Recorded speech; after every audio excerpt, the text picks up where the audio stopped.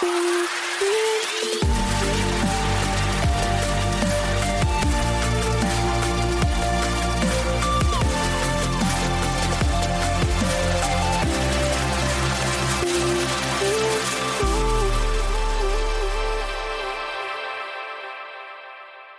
kids, welcome to episode 26 of Mom, watch this!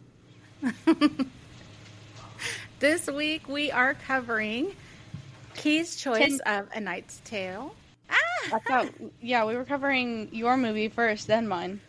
Oh, we are. I don't know why I have my okay, anyway, that's fine. 10 Things I Hate About You was my movie, and Key's is A Knight's Tale. And tell us about 10 Things I Hate About You. So 10 Things I Hate About You came out in 1999. It's a modern adaptation of William Shakespeare's The Taming of the Shrew. It's written by Karen Mikola, directed by Gil Junger, featuring Julia Stiles, Heath Ledger, Joseph Gordon-Levitt, Larissa Olenek, David Krumholtz, Andrew Keegan, Gabrielle Union, Allison Janney, Larry Miller, and Susan May. I always forget Allison Janney's in this movie until it's so crazy. She's so funny. I have the ratings. IMDb gave it. I'm actually not unhappy with the ratings of this one. IMDb gave it a 7.4. Rotten Tomatoes gave it a 74%. And then Common Sense Media, a new one I've been looking at, and maybe it's not new, it's new to me, gave it a 3 out of 5. Ugh. Yeah. They're vapid.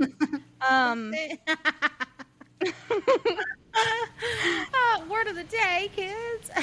Vapid. Anyway. First things first. Did you get all the ratings? Those are the 3 ratings. I didn't get the popcorn meter. That's weird because I was planning on it. I don't know what the fuck I was thinking of. Doesn't matter. It's fine. Are you looking that up right now? What? Nothing. Go ahead. First things first. I can't talk today. We're a mess.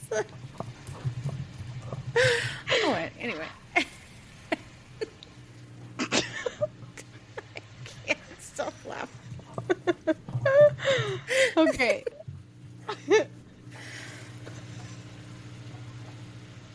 Are we done?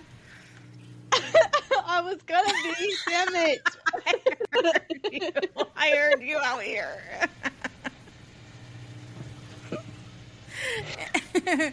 All right.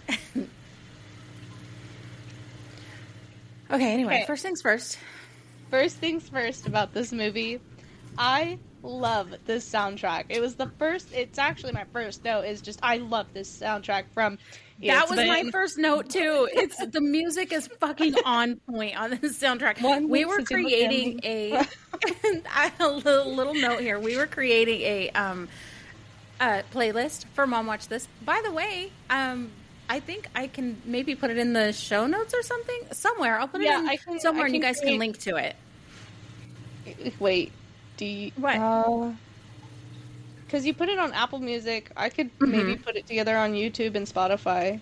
Sure, if you want to do that. Absolutely. Okay. So, yeah, we put just with music from all of the movies that we've watched and covered on Mom Watch This. It will grow. It will grow. Yeah, every week it'll grow. And maybe just as we think about it, different movies or different music that was in the movies that as we hear it, it reminds us of that movie or whatever. Yeah, that was my first note too. The music throughout this movie is absolutely impeccable. Music. We're a fucking mess today. I don't know what the hell is the problem. It started at the store. I also said that Allison Janney is a crack up, and I wish I had that fucking principal, even if she was inappropriate as hell. Yeah. So I do have a note about that, but I'm going to back up, and I'm just going to say that my second note is that Kat is you romantically, musical taste, and the sass levels. You know what? That's a huge compliment. I also wish I had Allison Janney's character as my principal. She's stern, but she's chill. She's chill as fuck, actually. She's chill. Yeah, exactly. I do think her writing smut is hilarious. Oh my God. Cat's wardrobe is absolutely. I think that her writing smut is hilarious. However, I don't think that she should be doing it at work, because let's not pretend she's not horny while she's typing some of that shit up. No, that's so fucking valid. So inappropriate. Ma'am, this is a high school. Asking the kids, giving her words for different shit. What the fuck? No, she was asking a staff member what another word was for engorged. Cat came in and said something. Remember, Heath Ledger got in trouble for the bratwurst situation, and she used bratwurst as a... Yeah, but she didn't... It's like, aren't we full of ourselves? And then she used that... No. Holy fuck, it was funny. It was really funny. And then that teacher, Mr. Morgan, he's awesome, and I wish I would have had a teacher like that, too. I will say that it was mean Cat. Yeah, I will say Kat's feminine views are way ahead of its time. I adore her. And I also had Mr. Morgan as a teacher. Yeah? You did, or you wish you did? I wish I did. Yeah. I also said, like, during his class, the way that Kat spoke, I feel like if I actually had spoke my mind and like what I was thinking, I would very much be like Kat with romantic life aside. All right, I'm very much Bianca romantically. Let's be honest with ourselves. Yeah. As opposed to Planet. Look at me. So I want to be friends with all these characters, but I want to be best friends with Cameron and Michael, and also Kat and her friend. Oh yeah, Mandela. She was funny. Mandela, yeah. Yeah. I want their wardrobe too.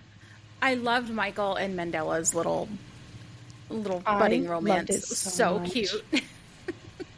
I guess in the original, or like when at very like first before they actually like, I don't know if they had scenes or whatever, or if it was just in the writing, but Mandela was supposed to be like a lot darker, and she, there were like little comments about suicide and stuff because she wanted to join William Shakespeare in the afterlife. Oh, like that was, my God. Oh. Yeah. So they cut that shit. Yeah.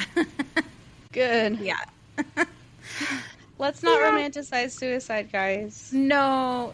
And I know that back in the 90s, I mean, this was, what was it, 99? I mean, yeah, there were some things that they would have let fly back then that they wouldn't now. 100%. Did you see the shit they let fly with Mean Girls? Holy shit. Yeah.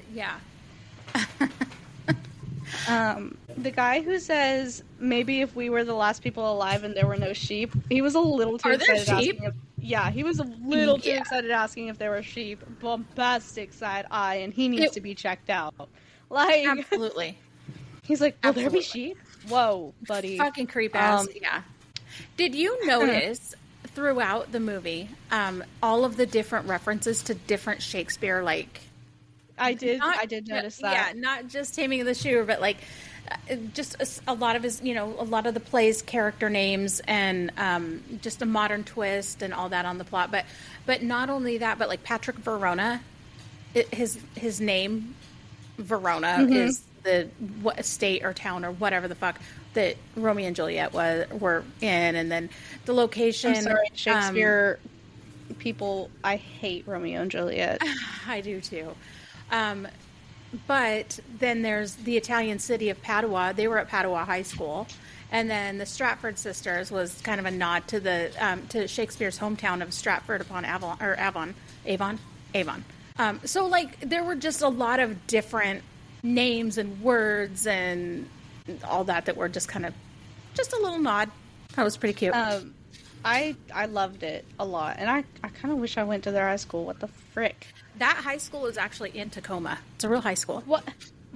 Why didn't we move to Tacoma?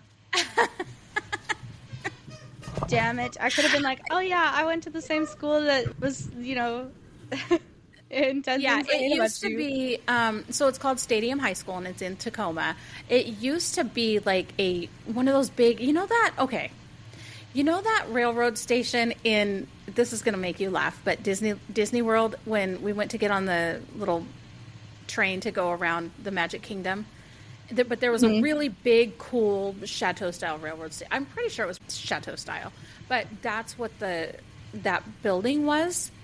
That's what it was built for, but I guess it had a big fire, and so then it was renovated into a high school, and it's Stadium High in Tacoma, yeah. It's a thing. Yeah. Spooky. And then that opening title scene, you know how it's like they're walking into school. So I don't know if you know this about movies. They like take different settings and like splice them together. Like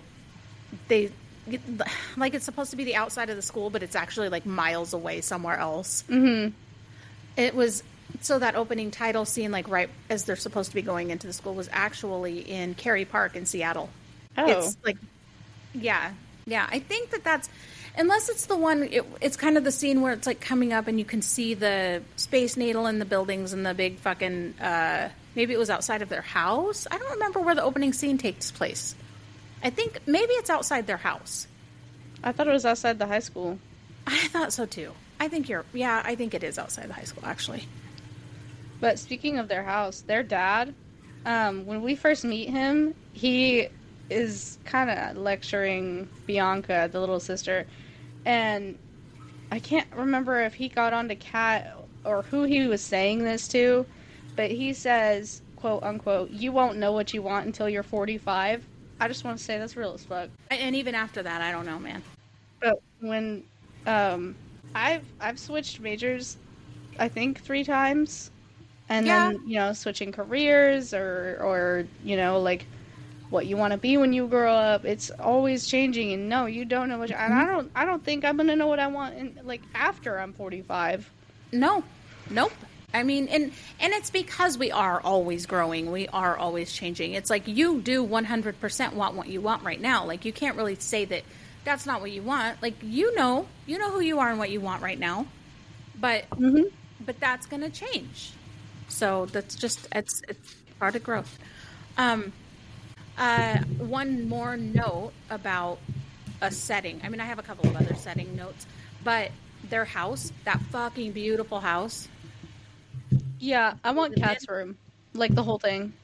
So that house they used. So you know how sometimes they use sets where they're like in a, like they're not really in a house. Like the bedroom is actually like a set. I used to know what that set was. I used to know what it's called, but I don't remember. Yeah, but this actually, the house that they used, both interior and exterior of it, it's an actual house. I have the address in Tacoma. It's still standing. Why do you have the address? That's somebody's home, Mom. Well, maybe. Remember, we know where the Goonies house is too. Like it's a thing. Like can we go visit that now that the owners there are cool? Yeah. Oh, fuck yes. Absolutely. Cool.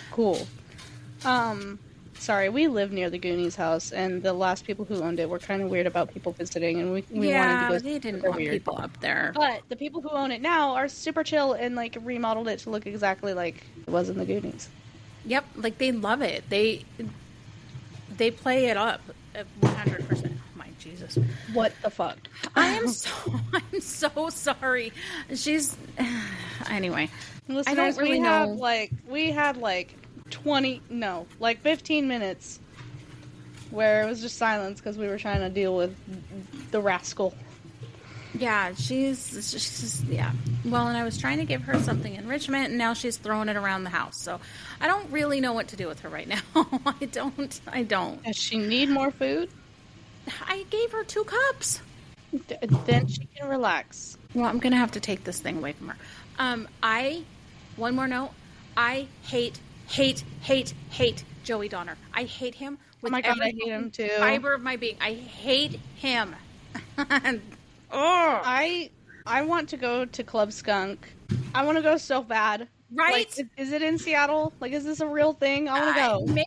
I don't know that I saw whether it was or not. I may have seen that in the notes somewhere. But I do have a note about that, though. I loved how when he goes to that club and he sees her dancing, I think it's the first time he genuinely smiles. Like, it makes him when he sees her, he has a real smile. And because he kind of acts all mean and, he plays up the whole scary guy. Yeah, exactly. And she totally immediately softens him. Like, even though she's super jaded, she softens him. It's the cutest. Oh, I love them so much. I would have crushed so hard. I would have had the baddest Oh my God. on Patrick in school. You know I would have. You would have had a crush on both of them. Let's be real. Listen. All right? Tell me you wouldn't have crushed on Kat. She would scare the shit out of me. Okay, that's true. You probably would have In a been afraid of confusing, her. do I like this kind of way? I loved that they mentioned in this movie, even though you never saw them, Bikini Kill and the Raincoats. I fucking love that music. I'll have to check them out. You'll have to send me like your favorite song by each. I don't know. I know you know Bikini Kill because I've played them before. I don't know that I've played the Raincoat. I might have played them before, but I know you have to know Bikini Kill, because I played them. I don't remember when I wrote this note, but I said that Bianca doesn't deserve Cameron, to be honest. But here's the thing. Cameron, what? Okay. I don't think they really, like, deserved each other for, like, the first half of the movie. Right, but because Cameron only wanted Bianca because he thought she was pretty. Like, that was literally superficial. Mm-hmm. The whole thing was. But then you start to kind of get the depth of Bianca later. Yes, and that was definitely an early note, because by the end of it, I was like, oh, they're actually really cute. Well, yeah, and her superficial, like, the superficialness of her, whatever, I don't even know if that's a word. If you think about it, it's really all about expectations and, yes, you know, who she was supposed to be and what everybody was. Exactly. It's like, that wasn't who she was. And that Bianca doesn't deserve Cameron. Right. Yeah. I loved the fucking belly. Oh my God. When he's like, I want you to walk around with the belly for 5 minutes. She's like, no. Patrick shows up and he's like, who knocked your sister up? Or who knocked That makes me laugh out loud every time. And I've seen this movie literally hundreds of times, and that always makes me laugh out loud. Dude, and the glare she gives him immediately. It's so quick. I don't think she could have turned her head faster. It's so funny. Her dad is so ridiculous. Besides that, Patrick is such a gentleman. Heath Ledger is a gentleman in everything I've personally seen him in. Ladies, don't settle for less. Choose a Patrick Verona over any Joey Donner. Always. Yes, please. always. And even over any Cameron, whatever the fuck his last name is. I don't know his last name. Or even, James. Actually, his name is Cameron James because it's a play on James Cameron's name. I remember that now. Anyway. Patrick singing with the marching band on it, the marching band is like in on it. It lives rent free in my head every day, and it all. Do you want to know a fun little story? I want to know. So the guy that he pays, you know how he pays a dude in the hall to do this for him? Do you remember? Mm-hmm. It's like that was an actual student at that high school, at Stadium High School, when they were doing. Like, it was, an extra. And yeah, isn't that funny? I love it so much. It's so funny. I love it. When they go, oh my gosh, when she distracts the teacher to get him out of detention for that. Mm-hmm. She flashes him. I can't. Man. And like, I don't like that he looked as long as he did, because if I were that old of a teacher, I would have immediately turned the fuck around. Yeah. Well, and it was right after he stole the pot. Maybe he had, like, burned it. I don't know. I don't. Who knows? I don't know. It's so weird. But after that, when they go to the paintball thing, their first kiss is so iconic. It's been iconic. It's so great, and I love that she fucking smashes the paint on his head right afterwards. I love that was their first kiss and not when we thought it was going to be. Yep. I did too, because, I mean, talk about a gentleman. But yeah. that paintball thing, that was in... Okay, so do you remember when we met with one of my friends? It was right after we moved back into the area from... Oh, maybe it wasn't right after... I think it was right after we moved back in the area from Key West. We met one of my friends and her little boy at a big park that we were running around. And they had, like, kind of cool structures and all that kind of stuff. I don't know if... I know she's out of control with this thing. She's just playing with it. I don't really want to mess with her because she's having fun. But... Give her Bob. Bob's... I don't know. All She's right. I don't know. She's having a good time. I don't know. Okay. Um, but she's just running, and then she'll drop it, and it'll roll, and then she'll pick it up, and then she'll run a little bit and drop it, and it'll roll, and then she'll run it. But she's just, I don't know. She's being silly. That park that we went to meet our friends was Gasworks Park, and that's where they shot the paintball. Okay. The whole paintball thing. Yeah. So I don't know if you remember it. If you watched it, you might recognize some of the structures around. So the rest of my notes until the very, very, very end get a little lost because I got sucked in. Why did they get a little lot? They're just not there. Yeah, they don't exist. The notes do, Okay, well, there's a gap. It's fine. I have it's just at the end. I have a ton. I have a note for the end too. It's going to crack me up if it's actually the same thing. It's so not. I have some really fun trivia. Okay. So you know when Michael says, "Sweet love, renew thy force." Yes. Okay. That's actually a line from Shakespeare's Sonnet 56. I read that. Yeah. Yeah, that was. I read that for my I think I have English two critic Shakespeare recovery. books. Well, yeah, I took those home because nobody was checking them out of the library, and the library was going to get rid of them. So I took. Those are yours. I have two of my own, like, complete works of Shakespeare. I bought one, and somebody gave me one as a gift because I love Shakespeare. I've always loved his works. Patrick walks out of a music store selling, quote, vintage Fenders. And then when he walks out of that store, he immediately comments on the vintage Fenders on Kat's car. Did you catch that? I didn't catch that. I didn't. It made me laugh when I read that.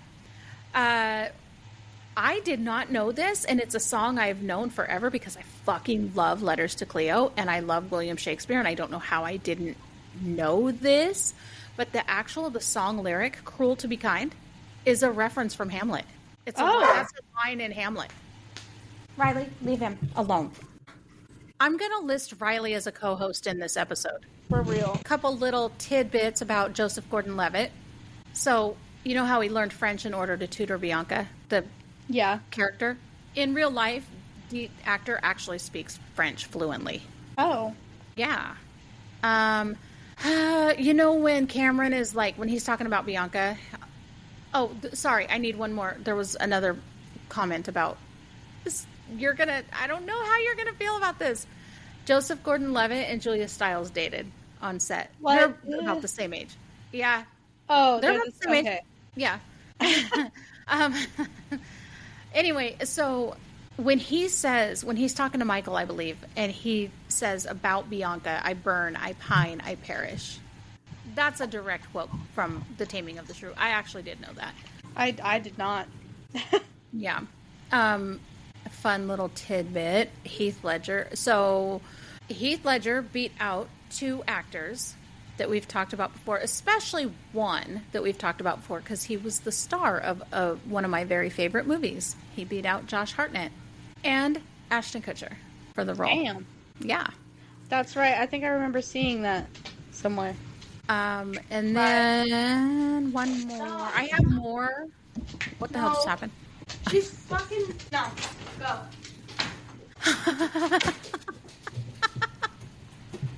She's like pulling on the covers and kissing the nip off. Oh my God. Riley. Let's go. Guys, enjoy our co-host Riley today. Come on. No, you leave that inside. You don't get to take that out. No, what's that? She's going outside. You're safe now. Pulling on the comforter Jesus and kissing him off. Christ. I don't know who stuck a quarter in her, but Jesus Christ. And it's not like she hasn't had a ton of enrichment today, because I've given her a shit. Maybe she's overstimulated. Maybe she's over. I was about to say. Mm-hmm. Yeah. Jesus. Where the hell were we? Jesus fucking Christ. Ashton Kutcher. I saw that somewhere. I think I saw that on Instagram or something about like people who beat out other people on certain characters. Oh yeah. The entire film, I fucking okay. So because I've always loved that this was filmed in Seattle because I've always been a Seattle girl, and This entire film, every single piece of it was shot using real locations. There were absolutely no sets used. So the high school, the park, the houses, like everything. I think that's really cool. I love it. Julia Stiles said that she was desperate to land the role of Kat Strafford. Like, she really wanted that role. Aww. They wanted to play a different song. Where's the other song they were going to play? They wanted to play it when he sang Can't Take My Eyes Off of You. They had a different song in mind, and I don't know where I put that. It was a different song. I cannot remember. But it was... but Julia Stiles is the one who suggested Frankie Valli's Can't Take My Eyes Off of You. That's funny. Isn't that cute? Let's see. The Heath Ledger thought that he bombed his audition, but they were absolutely dazzled by him. How could no Heath Ledger? Heath, come on. Yeah, after his audition, the Junger, was he the director? Yeah. After Gil. Heath Ledger's audition, huh? His name was Gil Junger. Yeah. He said to all the women on the production, he said, "Ladies, I have never wanted to sleep with a man, but if I had to sleep with a man, this would be the one." Please cast him immediately. That's such a valid response, though, because same. Oh my god, I love it. Gabrielle Union was 26 when 10 Things I Hate About... Oh, this was the thing I was really excited to tell you because I know you were making comments about how none of them looked high school age. Gabrielle Union, Bianca's friend, was 26. Yeah. Everybody else... So, Olenek was 17, Joseph Gordon-Levitt and Julia Stiles were 18, and Heath Ledger was 19. So, they were all old enough to be... They were all, like, high school age, except for Gabrielle Union. Yeah. So, it tickled me that that you thought that none of them looked like they should be that young. Maybe it's just because everybody is fucking tall, and I was like, Well, and they all talked like they were really smart. They all spoke very eloquently, mostly. Like except for the two girls, the Bianca and what was her name? What was her friend's name? Chastity. I don't remember. It was Chastity. Okay. I know. She was such a bitch at the end. Heath Ledger improvised the moment where he starts playing with the fire when they're like looking at him. That's so funny. I know, it's so funny. I think that's all I have for the little tidbits about it. Oh no, because this is one of my favorites. Julia Stiles, when she was reading the 10 Things poem in that scene, it was done during one take. And oh my goodness. Yeah, and when she was crying, it was totally unscripted. Oh. Yeah. Yep. I thought that was pretty fucking awesome. That scene gets me every time. I have to like... I know. Whew. I know. Because that poem, it's like... I mean, sonnets are hard, y'all. We know. We've both written them. They're not easy. Sonnets are fucking hard to write. I don't think Oh, so. I thought you did an iambic pentameter sonnet. I did. You didn't think it was hard? I thought it was fucking almost impossible. And Well, I'm a writer. I wrote poems all the time. But man, I don't know. I get that. Like, I think because it has rules, and I, as someone who has a little, maybe that's why, because we're the thing, opposite that way. We're completely opposite that way. It don't has like rules, rules. and I like to follow those rules. Nope. Because like I don't, especially with poetry. I don't like to follow rules. I need it was it. really I hard need for them. me. Haikus were favorite subject when we got to those. Oh my gosh. Although that was the most difficult thing I have ever written, it also was published, so it was the best thing I'd ever written. So, my Calla Lily poem. Where is it? Well, it was in a college publication. It's probably not like published in, but it was in a college publication. I have it somewhere. Okay. Anyway, yeah, it was so really when hard, she storms out and gets to that, okay, first of all, when she's looking at the guitars in that store, I want to go.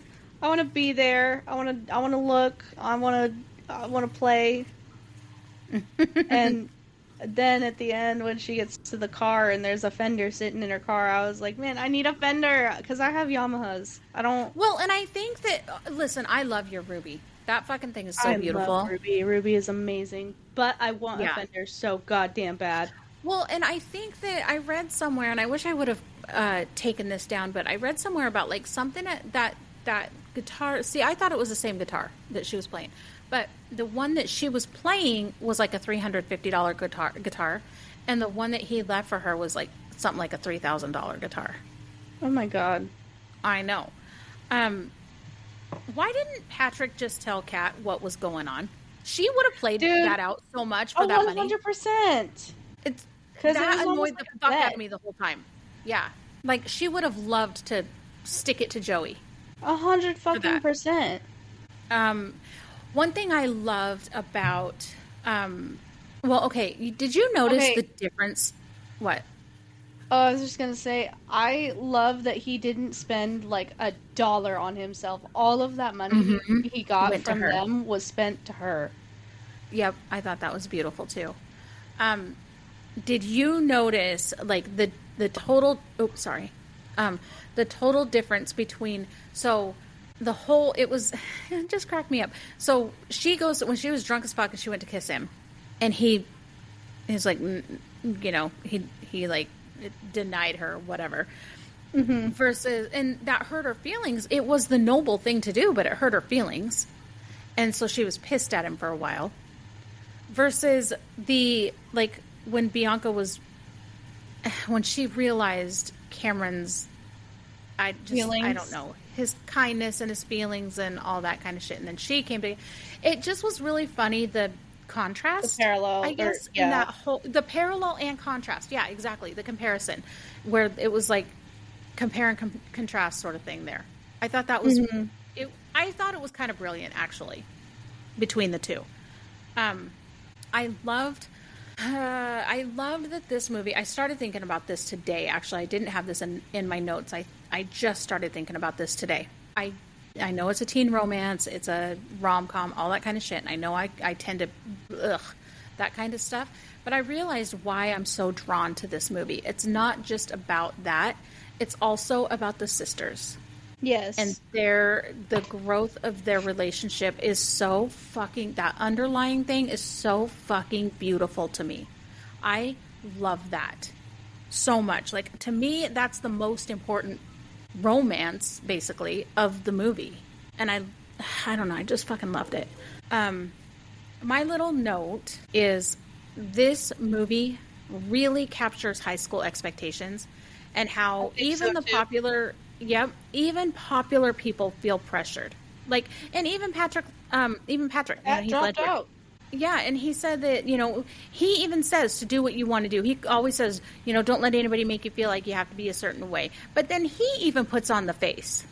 He even kind of puts on that rough exterior because that's what's expected.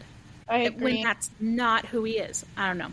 Yeah. Anyway, that was my little last note of that movie. My last note was that I need that fender. Oh, that's why you knew it wouldn't be mine. Yeah. Yeah, I'm not very musically inclined. We've talked about that before. Just hand me an instrument, I'll play it. yeah, I'd play the piano, but that's about it. Yeah. So I don't have a 6 degrees this week. I was going to maybe do like a 6 degrees outside of Heath Ledger, but because he's in both of them, and we're going to do a couple of weeks like that. Next week it's Carrie Elways, and the following week it's Bruce Willis. That we're going to do. So I don't know if you have your Bruce Willis yet, but anyway, I absolutely have my Bruce Willis. Do you? Are you going to do Over the Hedge? I did. Yep.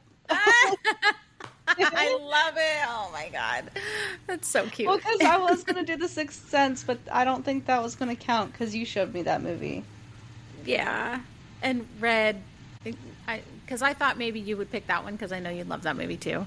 But yeah, but I love that you're gonna do Over the Hedge. I think that's adorable. I was kind of hoping that that's what you would pick. Really? Yeah. It's cheesy as fuck, but yeah. It's so cute. And that was where you really started loving Avril Lavigne too. Anyway, that's beside the point. That's actually 2 weeks from now. So, because next week we're going to do karaoke. It doesn't matter. Anyway, what got me talking about this is the 6 Degrees Bridge, and we're not doing the 6 Degrees Bridge. Yeah. So, because it's Heath Ledger. So anyway, I'm good with beginning with A Knight's Tale. Let's move on. Moving on to A Knight's Tale. Came out in 2020 or 2001. Hello, I do that. Hey, calm down. I do this. Riley's got me all worked up. Sorry. Fine. She's outside. So A Knight's Tale, I actually, this was recommended to me by a friend of mine. Shout out to Erin. What's up? A Knight's Tale came out in 2001. It's written by Geoffrey Chaucer. Or Geoffrey Chaucer? How do you... I have that it's written by Brian Helgeland. That's what it's directed by. I have that he's also the writer. It's written by Geoffrey Chaucer. It's Chaucer. He's a very famous old writer, like a long time ago writer. Okay, so the story is written by Geoffrey Chaucer. It's directed by Brian Helgeland. And it features Heath Ledger, Shannon Sossamon, yep, Paul Bettany, Rufus Sewell, Mark Addy, Alan Tudyk, James Purefoy, Laura Fraser. Is it Berenice Bejo? I don't know. I didn't get that far. Lee Conwell, Christopher Cazenove, and Alice Connor. So, first things first, Mom and I both have the same exact complaint. Is the only complaint that I have about this movie is that the music does not match the era whatsoever. I hated it. I could have been okay had they not interacted with it. Like, if it wasn't part of their... Because the minute that I remembered, because I thought I had watched this, but I remembered how far I got. I got to the point that they were doing We Will Rock You. And I was like, nope, I'm fucking out. I couldn't do it. The first time I watched this, I was like, that's not even, no. I'm not playing this game. But I'm glad that you made me watch it. It's really cute. I had to get past the music. I couldn't get past the music, but I did have to, like, shelf that and put it, just say, shut the fuck up, Jess, deal with it. Yeah, I had to do the same suspend thing. that annoyance. It annoyed the shit out of me. But now, okay, hold on. Let me give you the ratings. I do have to come back to this because I have something to say that will help. IMDb gave it a 7. Rotten Tomatoes, I don't know what the fuck, gave it a 59.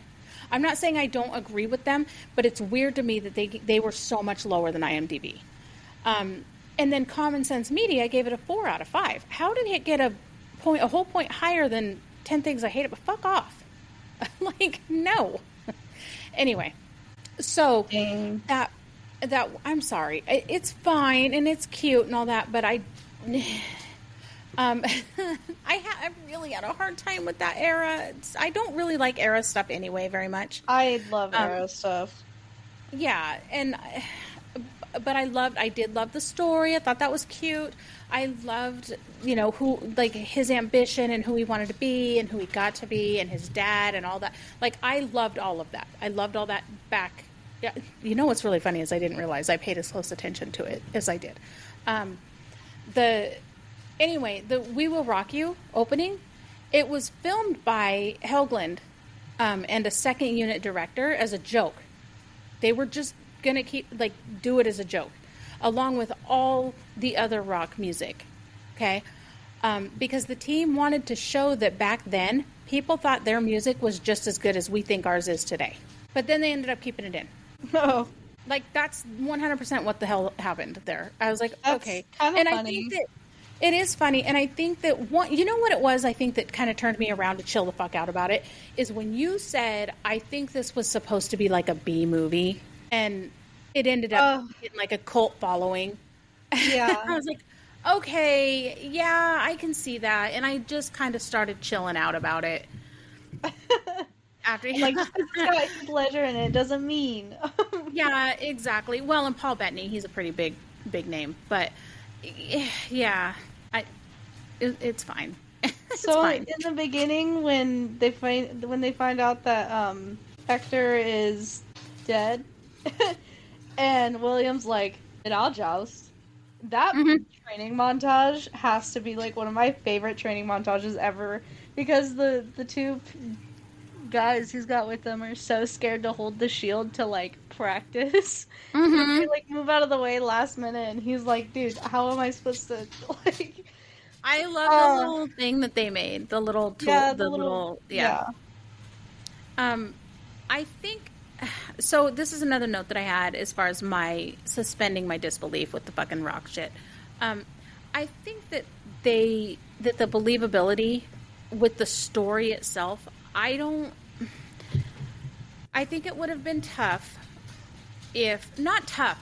Don't get me wrong. I think that the story, I think that that's a great, beautiful story. I think that it wouldn't have been as fun for people. I would have enjoyed it more, I think. But I think most people wouldn't have found it as fun, and wouldn't have gotten the cult following it has, had it been more era correct and had. I think so too. Which makes me sad that like movies that are supposed to be era movies have to include songs like that in order to get the cult following. I think it's different now, but I think it is different now. I think people are kind of into that, and they like that historical stuff. And I mean, people have always been into that whole medieval. You did that. Who? I said thank you, Game of Thrones. You did that. Well, but I think no, because I think people have always been. Look at how fucking popular Camelot as the story, as the play, as the musical, whatever. Like, I love that movie, the little TV. Those movies. Movie. Yeah, well, in those movies and plays and all that, they've been around forever, and people are fascinated by that era. So, I don't know. I don't go know. to Renfest? People kind of dig that. Yeah, exactly. People love the medieval stuff. I mean, we went to medieval times, and it was one of the most fun I've ever had. Medieval times. Loved it. Well, and that was a jousting tournament thing that we got to see while... That's one of my favorite pictures of you, the little princess. Oh my god, eating. You know what? That soup was so fucking good, and that bread. That food was really good that day. It was really good. That day, Mom. Little secret: the Ren Fair food tastes just like that. I know. I can never afford to go. I'd love to go, but you know, we could talk about that later because I'm a little. All right. Well, whatever. I'm a little sassy about you even saying that. Really. Why? Because I have offered to take you, and you've said, no, it's fine. Because I don't like other people to pay for my shit. You know that. I literally took you to Base Canyon, and you had the best time ever. I know, but it was my birthday. So you don't want to go to Ren Fair for my birthday? I see. But see, then it's weird having you pay for it. What if I want to? Well, hey, whatever. Let's moving on. We'll talk about it later. Because I would love to go to Ren Fair, but yeah. Let me see. Because I have some fun little. I already covered my notes.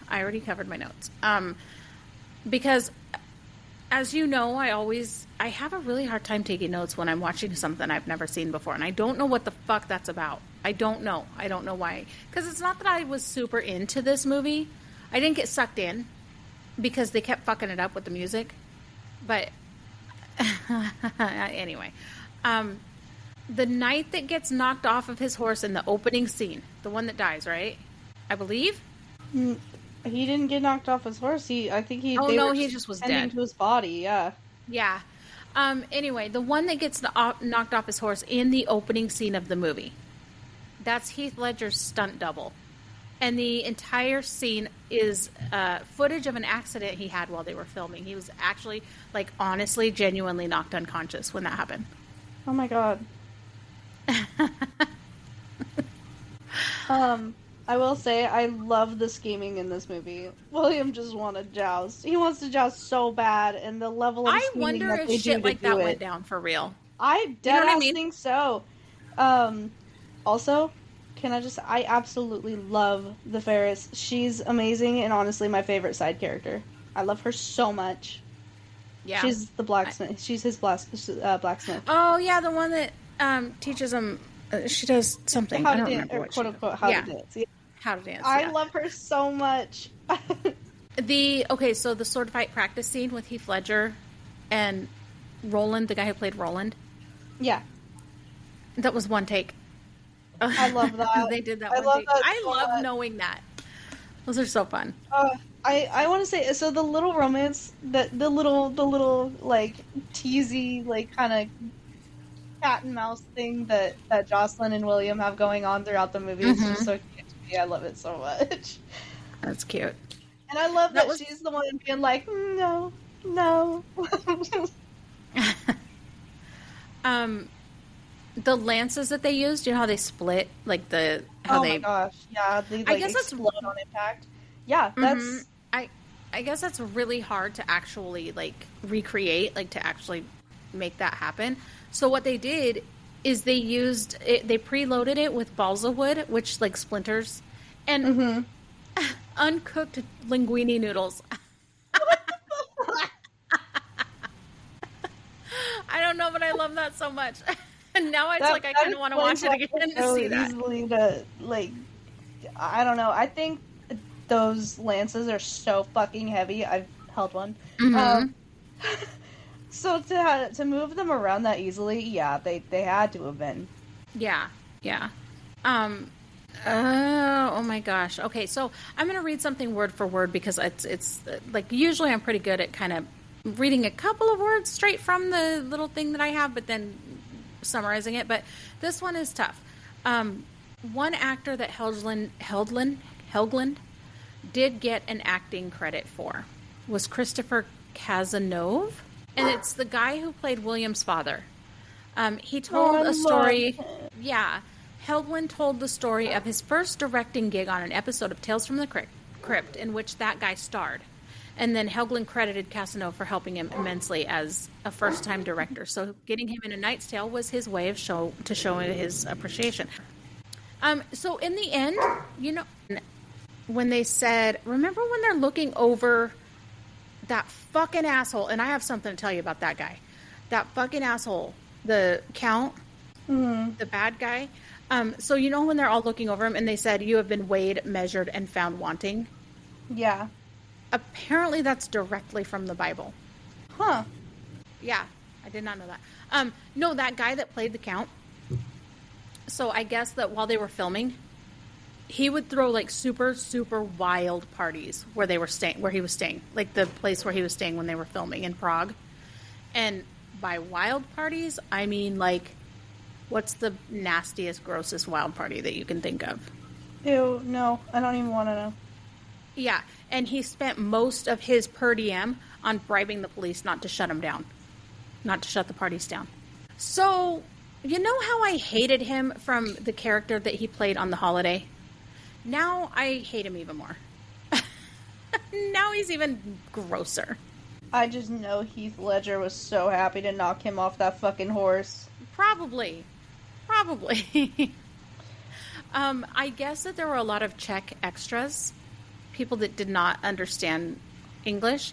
And so when Chaucer first introduced Sir Ulrich in his speech, you know how they don't react in the very beginning? Yeah. When they literally did not react because they didn't understand it.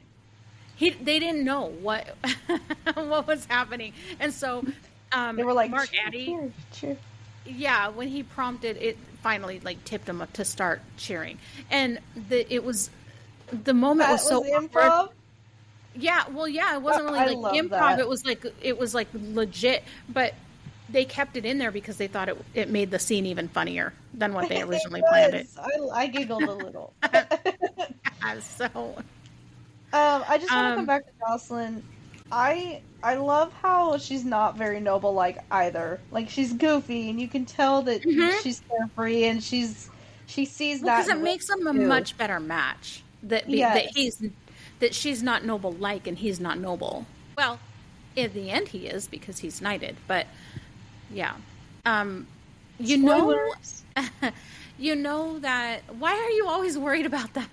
We always cover pretty, or not really like brand new movies.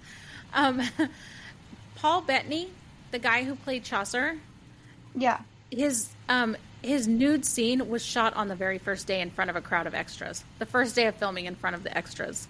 How? That's assault. Well, but But remember how I told you? But this movie that I'm thinking of it came out later. When he was the monk, like that's how I recognized him, was his nude body. I'm not joking. I was Oh like, my goodness. I know that guy because he was. I know that's weird. But I know seriously. that naked dude. What the Yep. fuck?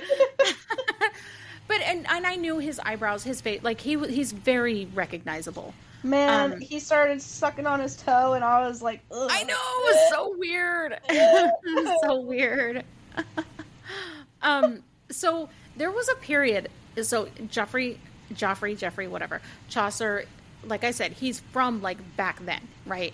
So there was a period in his of about a year in his life where historians have no clue, have no record of where he was, what he was doing, what happened to him, and so this film is supposed to be set in that year, like it's kind of a joke thing. That's where cute. you know how Lamb, that Christopher Moore's Lamb. I wish you would read that. I want you to read that so bad. I need the physical. I have the physical. It's right in front of me in my bookcase. But it's set in, so there's a 30 years or whatever missing from Jesus's life in the Bible, whatever, and that's when it's set. It just makes it kind of more fun that way, where it's like, so that's what you were doing, sort of thing. That's what you were up to. My favorite part in this movie, in the entire movie, is when William goes to Cheapside and he finds that little girl, and she says, "You're Sir Ulrich von Liechtenstein. You're my favorite knight." That was When we cute. joust, I always say of you. And then he asks her to keep the secret that he was born in Cheapside. And then when she tells him his dad used to live there, when she tells him that his dad is still alive, and he goes to visit him, and he asks William if he'd followed his feet. Mm-hmm. It was so cute. I almost started crying. I was like, stop. Stop.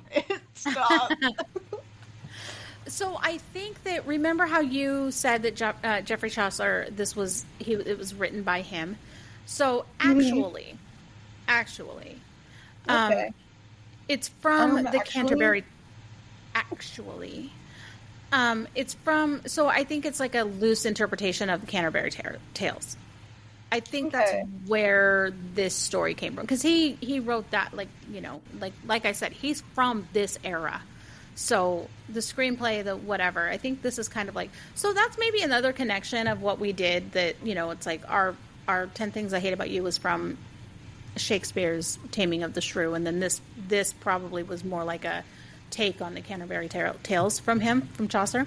Where I was going with that is Simon the Summoner, huh? I said our 6 degrees is the medieval era. Right. Simon the Summoner and Peter the Pardoner are actually characters from Chaucer's work, the Canterbury Tales. That's where I got that. Speaking of Chaucer, Paul Bettany, the guy who played him, got laryngitis during filming from all the yelling that he had to do. As someone who sings a lot, I would have. Oh my god, no. My voice. Another little note: Gelderland, or however you pronounce it, is actually a real province in the Netherlands. And so Sir Ulrich's name, when they would say the whole thing, it caused many unplanned laughs in the cinemas there in the Netherlands. Oh, I love that. I love unplanned laughs. I know. It makes me so happy. So another comment on William Thatcher's dad. In the end, when she said he won. Oh, yeah. And he couldn't see, but did you notice how he was reacting to the crowd chanting his name? Yes. Oh, it was so cute. It was very cute. My heart aches so nicely. I'm gonna turn back time for a second. Turn back time. That scene, the dancing scene, I love that scene so much. I'm getting ready to tell you something about that. Tell me. What? I love that scene. Okay. It was shot on the set. I have a few things. It was shot on a set built on top of an ice rink. What? Yeah. The original song for that scene was supposed to be Casey and the Sunshine Band's Get Down Tonight. You know what that song is? The song I'm talking about? Do a little dance, make a little love, Oh. get down tonight. It's fucking stupid. But Heath Ledger Thank you, Heath Ledger. decided he wanted the golden years instead. I like that. Then David Bowie, not only allowed them to use the song, but he allowed them to split the track. I don't know what that means. Split the track? I don't know what that means, but it was a thing. Let me get... wait. I wonder if that means they got to, like, play with it with the, like, medieval instruments a little bit. Maybe, I don't know. Huh. But yeah, that song that they chose was a Heath Ledger pitch. I love that song. That's the first time I've ever heard that song, and I was like, I love this. This is so groovy. I'm dancing. I'm boogieing. I'm gonna make you cry with your little Frenchy energy. Are you ready? Don't. Oh my god. I'm scared. Some of the extras were homeless people from Prague. Oh. So I'm what sure the they fuck? took good care of them, right? I would imagine they took Yeah. really good care of them as extras. I know extras don't really get paid that much. I know this from Dante Speak, and I wasn't an extra, but so many people I know were. They don't get paid very well, but My Uncle Casey was. yep.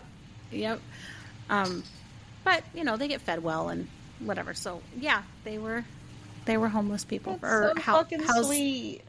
I love this movie.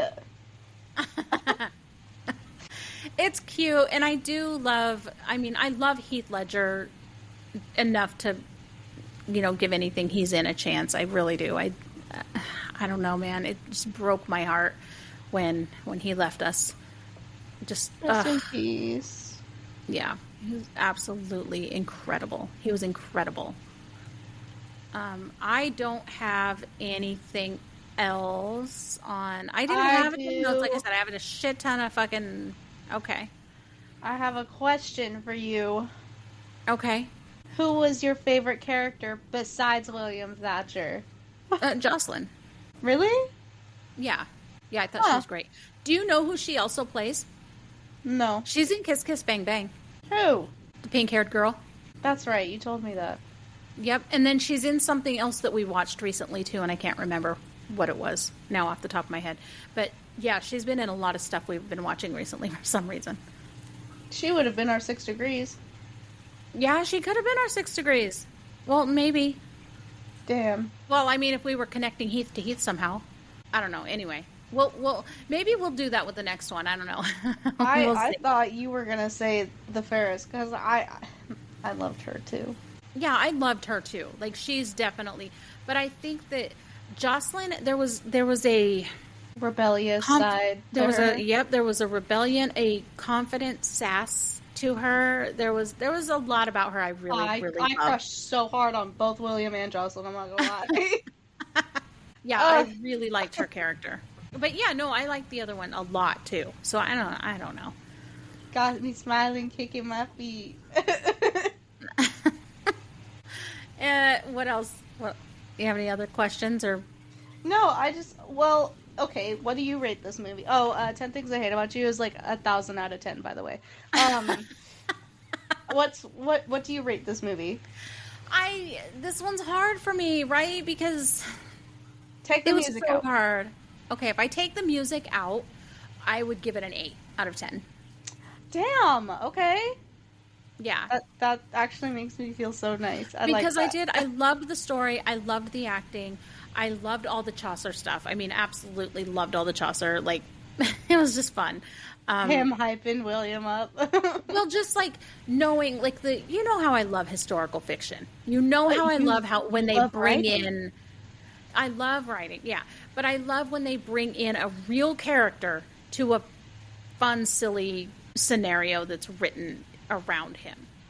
So that I fucking loved that about it. And I like the knights and princesses and royalty and counts and all that kind of shit too. I love that. And the jousting stuff. I've always liked the medieval stuff. So I don't love the movies, but I do like reading that stuff. And I mean, I was in Camelot for fuck's sake. So I don't know. I like that stuff. I love all of it. I am obsessed with medieval things. And when Dad brought home Skyrim and introduced me to that, it was over. I did love the so aside from the music, I did kind of like the silliness. It wasn't super. It was kind of, it wasn't slapstick, but it was a little silly, corny. It was very cheesy. Yeah, it did keep my attention. I'll give it that. That's hard to do. You know this. Yes, I know. I had to rewind Deadpool 2 and make you get your snacks. Well, and you did have to pause. I guess you did have to pause this a couple times because I was fucking around doing shit. And you were like, would you fucking sit still? No, I paused it because you got a phone call and it was literally my favorite part of the entire fucking movie. Yeah. And I was like, no. That's... Well, but in the beginning, I was doing the dishes too, and you were like, really? So, that happened. I said, would you sit down? I told Mom, watch this. So, Mom, fucking watch this. Gotta sit me down with popcorn and candy. Apparently. Gotta keep stock of some M&Ms or some shit. No. God damn it. I want M&Ms now. I know. I don't really want M&Ms. I had to say something. I know. Freaking jerk. Anyway. So next week we're going to be talking about... The Princess Bride. My choice. Yeah. Speaking of medieval... I haven't seen that movie in a long time. I do remember a lot of it. I hate Princess Buttercup with the fucking passion of 1,000. That's so valid too, as well. But the other characters make the whole entire movie for me. I do. I loved the one dude played by Mandy Pinkin. What the hell's his name? Inigo Montoya. I mean, I know him. I know his name, but I loved him, and I do love Carrie. And Andre the Giant, I loved, and the inconceivable dude, Wallace Shawn. And I mean, yes, I think Andre the Giant died before you were even born. Maybe you're Andre the Giant. Absolutely, he did. I'm just saying rest in peace because I probably would have loved him in everything he was in. Maybe. I mean, he was a wrestler, so I don't think he was in a whole lot. He was. No, I know, but he just seemed like one of those guys, you know. Yeah. And then I do like Billy Crystal. Anyway, we'll talk about it. And then Kiss the Girls is my choice for Carrie Elways. I've never seen it. Yeah, she's never seen it, and she's gonna fucking hate me after she finishes it, because it's another fucked up, close to true crime type movie. That listen, she's doing everything in her power to make sure that I don't leave this house. No, I'm just showing you my horror. Yeah, no, your horror scares the fuck out of me. I can't, man. My favorite was the other night when you were like, I gotta go to bed because your Netflix is fucking, what did you say? It's freaking me out. I said, your Netflix is freaking me out. Because we had it on my Netflix profile and it just kept going to all these different true crime things. Showing previews for different true crime things, and I was like, I need to go. I need to go. I need to go and see some happy things, because this is scary as fuck, because that shit's real. Do you know why I like my cheesy ass horror? Because that is fake as shit. Well, Kiss the Girls is not fake as shit, so it's not based on a true story, but it very easily could be. I'm so nervous. Anyway, those are the two movies we're going to be covering. The Princess Bride, obvious a classic.